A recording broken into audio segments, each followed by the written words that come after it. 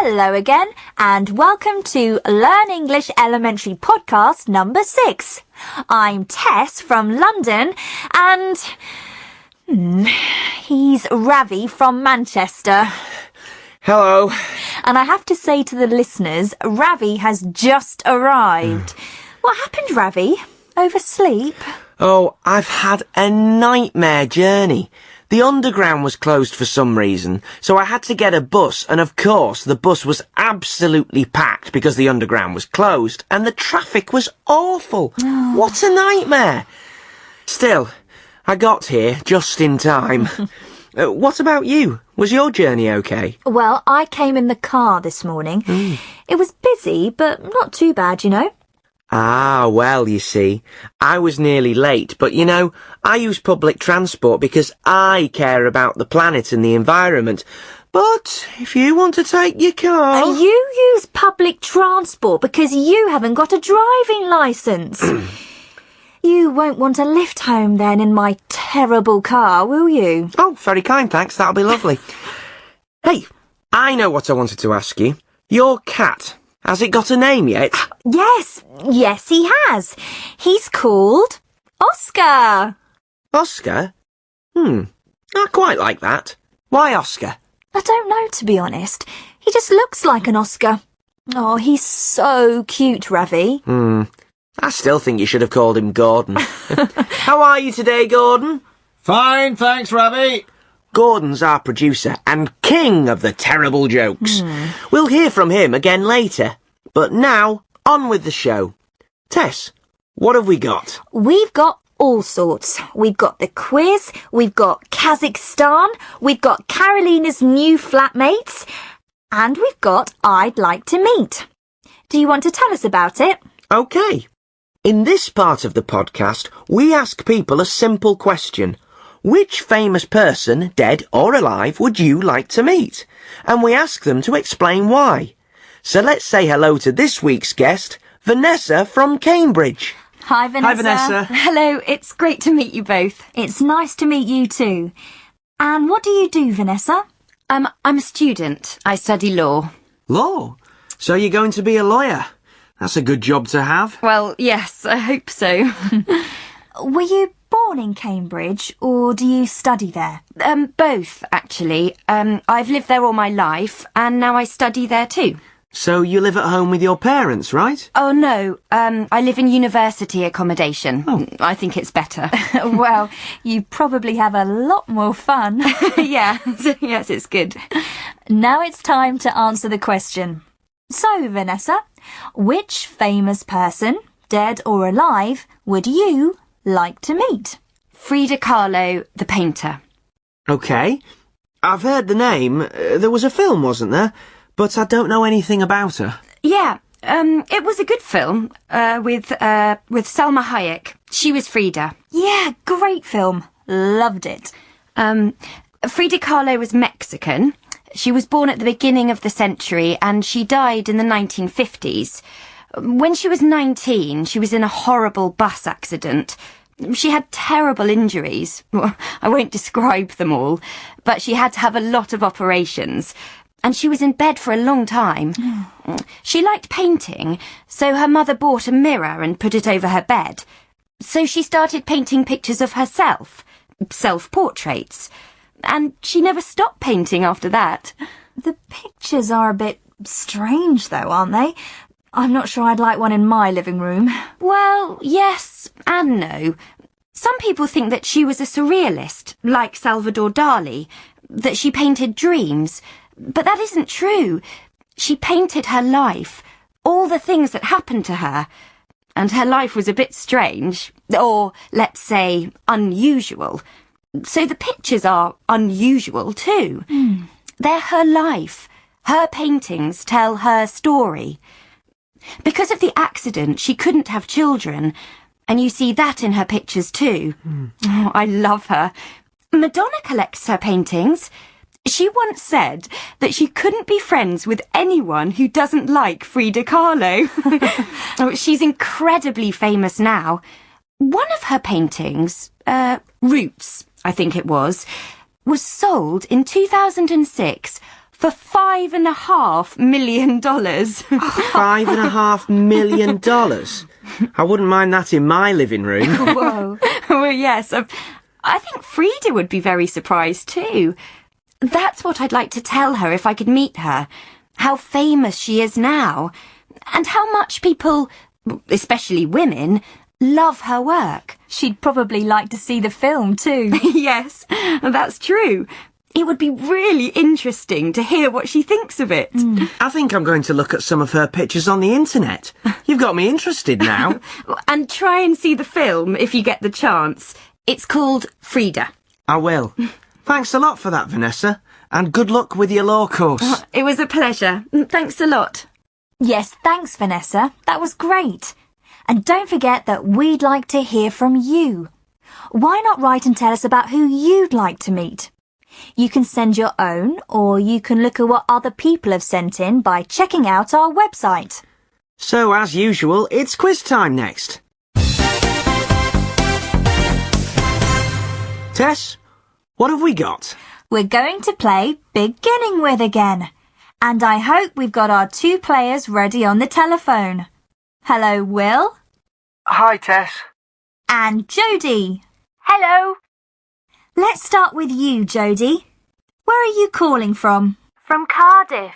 In Wales. Do you like it? Yeah, it's great. It's the capital city, you know, so there's quite a lot to do. And what do you do, Jodie? I'm still at school. I'm 16, so I'm doing my GCSE exams this year. OK, well, good luck with them and good luck with the game today. Now, Will, where are you? In Peterborough. OK, I know where that is. And what's it like? It's a bit boring, really. Like, there isn't really anything to do for people my age. Oh dear, I'm sure it's not that bad. How old are you? I'm 16 as well. I'm at school like Jodie. OK, well, good luck to you too, Will. I know you both know what to do, but I'll quickly remind you. I'll ask the questions, and to answer, you press any button on your phone, and we'll hear a buzzer. Let's hear your buzzers. Will? OK. Jodie? OK. The questions tell you what letter the answer starts with. So I might say, a form of transport beginning with T. And you can say train, or tram, or another transport that begins with T. OK? Ready? Yeah. Then let's go. Remember, it's first 1 to 3. Fingers on buzzers. Can you name a fruit beginning with P?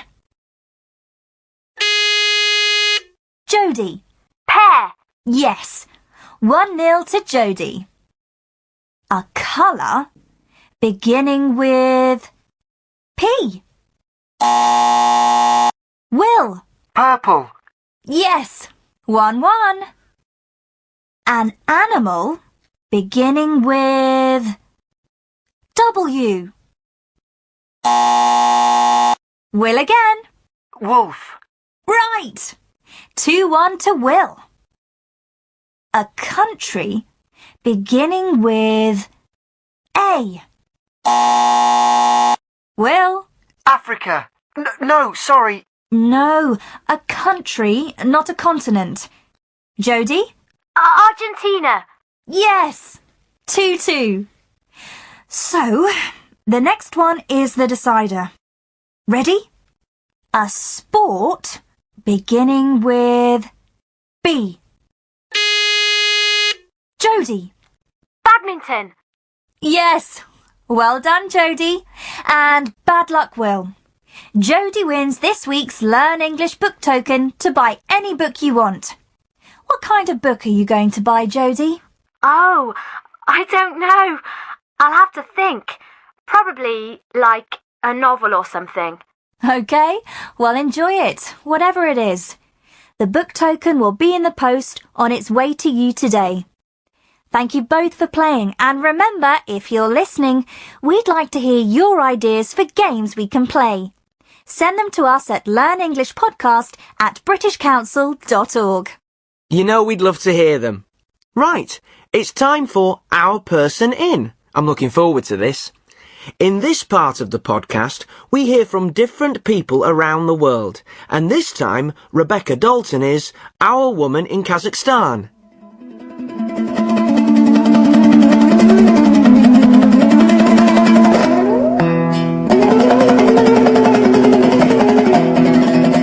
On a cold winter's morning, with thick snow on the ground around us, I watched the magnificent golden eagle fly high into the sky above us, before returning to the arm of the Bakuchi and sit on his thick leather glove.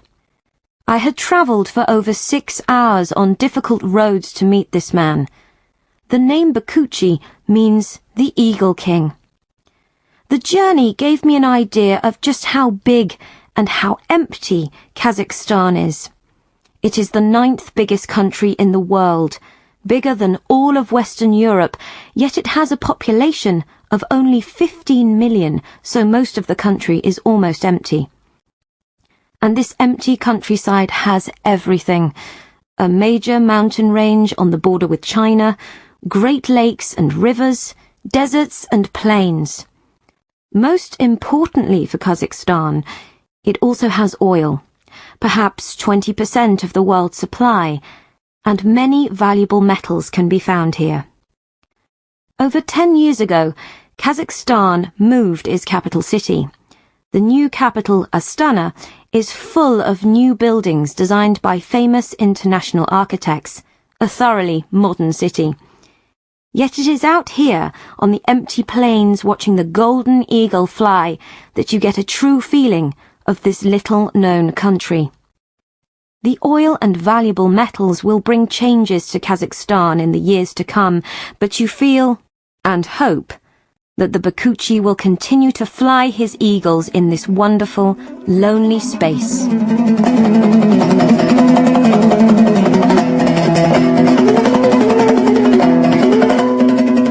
It's amazing, isn't it?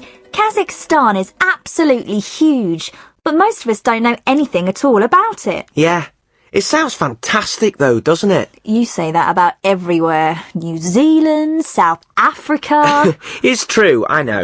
I'd love to travel around the world one day and see all of these places. Oh, by public transport? Okay, but I really do want to travel. But the next best thing, listeners, is hearing about your countries, so do remember that you can send your texts to us at learnenglishpodcast@britishcouncil.org. Tell us something interesting about your city or your country. That would be great. Now it's time for Your Turn. Your Turn is when we go out in the street to find out what people think. This time the question was, how green are you? Nice one. How green are you? What do you do to help save the planet? Like, I use public transport. OK, let's hear what people said. What do I do to help save the planet? Not enough. I hate to say it, but it's true. I mean, I always try to remember not to use plastic bags or recycle or whatever, but I always forget. I mean, I really have to try to do more. Well, we recycle pretty much everything we can. You know, bottles, cans, newspapers and all that. But, to be honest, we don't do much else. I do as much as I can. You have to, you know. We all have to. I don't take short-haul flights anymore. I used to fly down to London quite a lot. And of course, I recycle and everything else I can. I know I'm not going to make myself popular saying this, but I don't really do very much. Look, there are factories all over the world putting out loads and loads of pollution every single day. I don't see how saving your old newspapers is going to help, apart from making people feel good about themselves. I'll tell you the greenest thing I do. I grow almost all my own vegetables. I've really started thinking about where my food comes from and the food miles and that. You know, like I won't buy food that's been flown here from Australia or something. They make me feel a bit guilty. Some people do so much. I feel like the first woman who said she didn't do enough. I don't think I do enough. I do recycle things, though. Me too. It's difficult, though, isn't it? Yeah. Anyway, remember, listeners, that we'd love to know what you think. How green are you? What do you do to help save the planet? You can write and tell us at learnenglishpodcast@britishcouncil.org. Right. Now it's time to join Carolina again in Newcastle. Carolina is from Venezuela, and she's come to Britain to live, study, and have fun. She's at Newcastle University in the northeast of England, studying environmental science. Last time we listened, Carolina had just arrived and met her new flatmates at the university. Let's see where she is this time. It's so exciting, and it starts on Friday afternoon. Anyway, thank you, Emily. That would have been really difficult without you. No problem. Are you coming to the Society's Bazaar? The what? Oh, sorry. The Society's Bazaar. The meeting for all the different student clubs at the university. Oh, yes, I know. I read about it. It's a bit different from universities at home, but I think I understand. All the different clubs come to this bazaar. Is that right? And all the first-year students join the clubs they want to. But remember that the first-year students are called freshers. All of this is important, Carolina. Freshers. That's right, because we're fresh, I suppose. Can you join as many clubs as you like? Yeah, as many as you want. But you have to pay, remember? It's in there. Over there. Oh. It looks quite crowded. Shall we go in? Let's see. Oh, I don't know, really. It's a bit too crowded for me. Yes. Listen, I'm going to go and join the queue for the basketball club. Do you want to meet back here in about 20 minutes? Okay. I want to join the International Student Society, but the queue is too big. I'm going to have a look around and wait for the queue to get smaller. Okay, I'll see you back here, yeah? In about 20 minutes? Okay. See you later. Conservation Society, just £5 membership. Come and join us. Hi.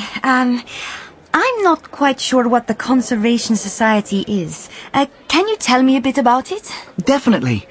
We go out into the countryside and we do things to help the environment. Sort of countryside management, you know. Looking after forests, making the countryside better for animals and birds and things. Right. It's quite hard to explain, really. Look, here comes the society president. I'm sure he can tell you about it better than me. Oh, Jamie, hi. We met on the train, remember? Carolina! Hi, how are you? Did you find your room okay and everything? Yes, thank you. And you're the president of the Conservation Society? Your friend was telling me about it.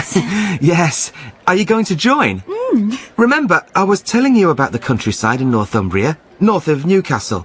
It's really beautiful. You should join and come and see it with us. I'm sure it's a bit different from Venezuela. Okay, you've persuaded me. What do I have to do to join? Excellent. You just have to fill in this form. I'll fill it in for you. Carolina. What's your surname? Del Barco. Do you want me to spell it? Yeah, please. Is it one word or two words? 2 words. D-E-L, small d, then capital B-A-R-C-O. And have you got your email address yet? My university email? No, not yet. But you can use another address. It's Caro Del B 88 at readynet.vz. Can you spell that for me? Okay, it's Carol Del B C-A-R ODELB, all one word. 88 at ReadyNet, READYNET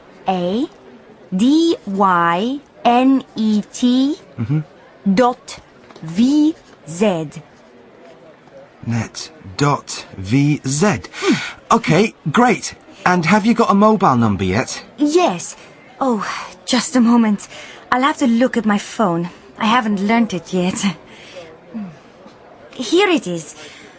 0334 746 1037. 033. 033 4746 1037. 4746 1037. Right, thanks. What department are you in, Carolina? I can send you our booklet. I haven't finished writing it yet. Environmental science. In the Dish building. Can't you send it there? Yeah, no problem. The booklet's got all the information in it. We usually meet on Sundays and talk about what we're going to do and things. We're all going out to the pub this Thursday, if you want to come. I'll give you a ring and let you know where we're going, if that's okay. Yeah, great. Right, that's everything. Actually, there's one more thing. I seem to remember that you said you'd take me to lunch. Do you want to go and get a sandwich somewhere? Yes, I did, didn't I? Okay, I just need to talk to my friend. Oh. Were you in any societies at university, Tess? Loads. Well, I joined lots of societies in my first year, but I didn't really do a lot. I was in the cycling society, and I used to play volleyball. Anyway, what about Jamie and Carolina going out for lunch, eh? What about it? Oh, I see what you mean. Well, that's almost everything for today, but a podcast wouldn't be a podcast without a joke from Gordon. Are you ready, Gordon? I am, Ravi. Another special one for you today. I'm sure it is, Gordon. All your jokes are special, in their own way. Let's hear it. Anyway, a rabbit walks into a butcher's shop and says, "Have you got any carrots?" And the butcher says, "No, this is a butcher's shop. We don't sell carrots." And the rabbit says, "OK," and goes out of the shop. An hour later, the rabbit comes back. "Have you got any carrots?" And the butcher says, "No, I told you this is a butcher's shop. We haven't got any carrots."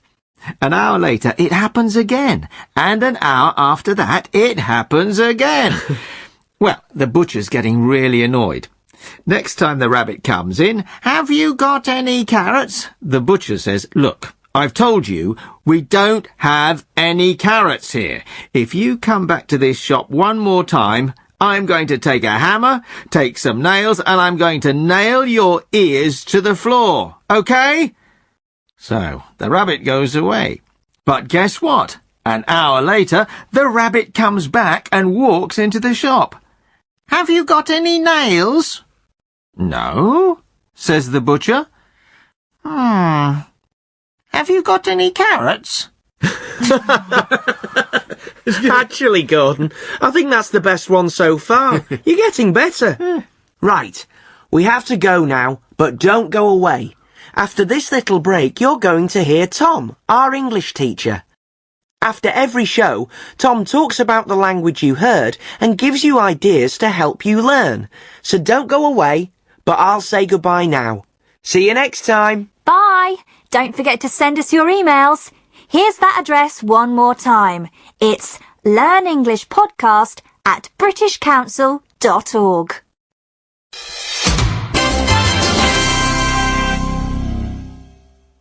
You are listening to a Learn English elementary recording from the British Council. Hi, my name's Tom. At the end of every podcast, I talk about some of the language that you heard and some ways to help you learn English. The first thing I want to talk about today is the word like. Like can be used in lots of different ways in English. Listen to Tess talking to Jodie at the beginning of the quiz. Listen for the word like. Let's start with you, Jodie. Where are you calling from? From Cardiff. In Wales. Do you like it? Yeah, it's great. It's a capital city, you know, so there's quite a lot to do. This is the use of like that I'm sure you already know. It's being used as a verb. Tess asks Jodie if she enjoys living in Cardiff. Now listen to Tess again, talking to Will this time. Listen for the word like. Is it a verb here? Now, Will, where are you? In Peterborough. OK, I know where that is. And what's it like? It's a bit boring, really.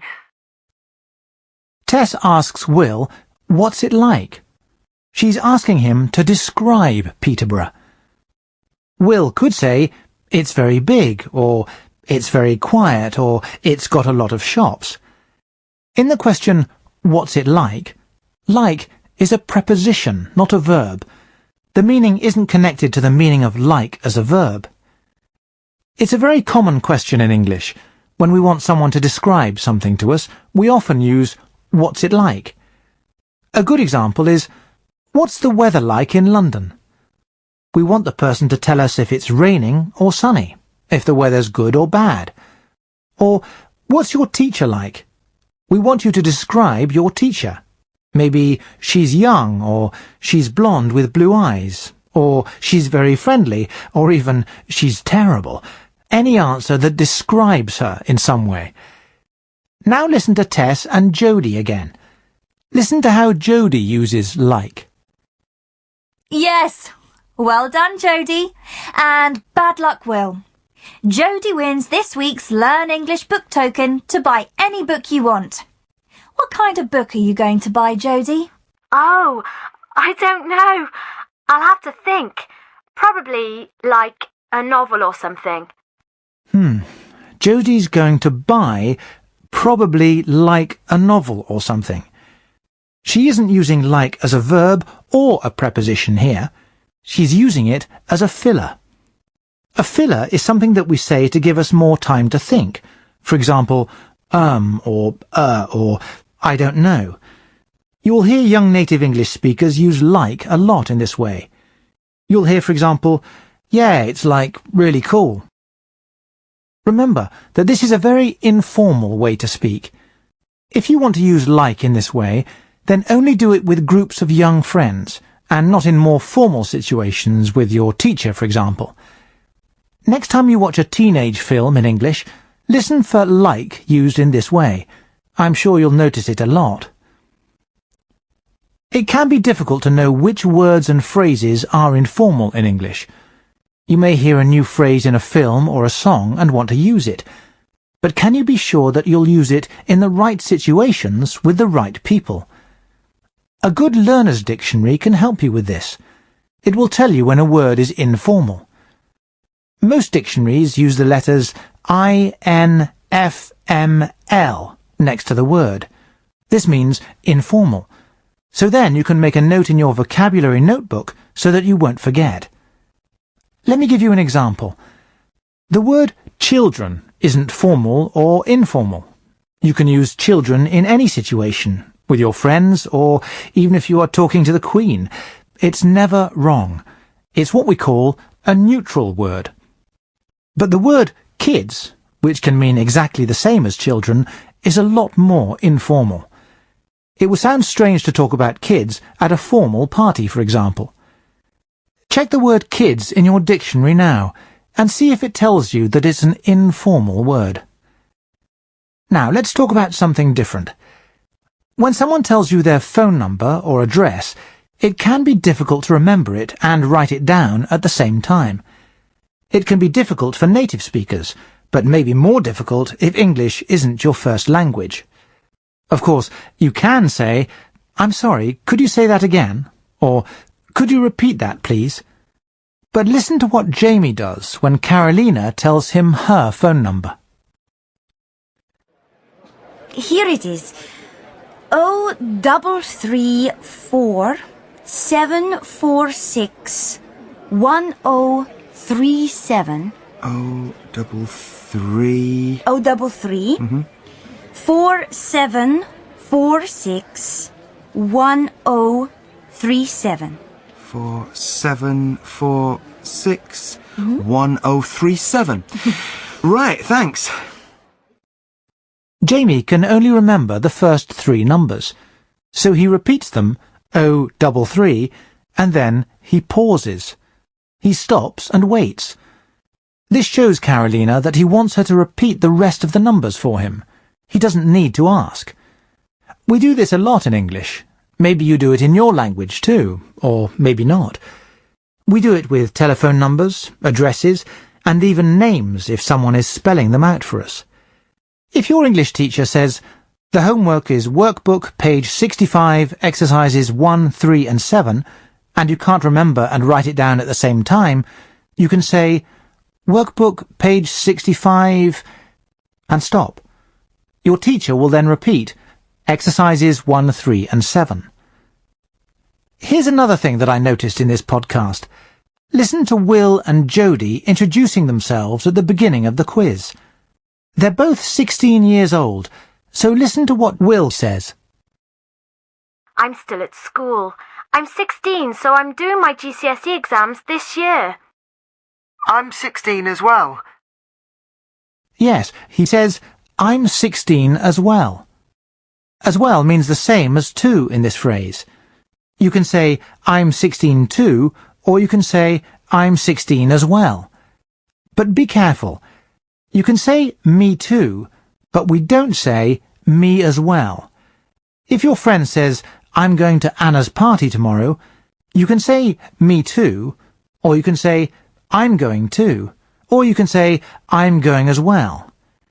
Try to use as well when you're speaking English this week. Okay, that's all from me today. I'll talk to you all again on the next podcast.